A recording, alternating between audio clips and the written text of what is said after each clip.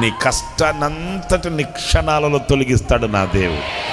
ఎంతో కాలంగా నువ్వు మోస్తున్న భారాన్ని క్షణాలలో ఈ 2025వ సంవత్సరంలో నా దేవుడు తొలగించి ప్రక్కన పెట్టి నిన్ను ఆయన సులువైన మార్గంలో సాక్షిగా నిన్ను తీసుకొని వెళతాడు. నా దేవుడు అలాంటి గొప్ప అద్భుతం మీ జీవితంలో జరిగించునుగాక. నా దేవుడు అలాంటి శక్తి కలిగిన కార్యం నీ పట్ల జరిగించునుగాక. వినూత్నమైన కార్యం నా దేవుడు నీ పట్ల జరిగించుగాక. నీ నింద భారాన్ని తొలగించుగాక. ఆమేన్.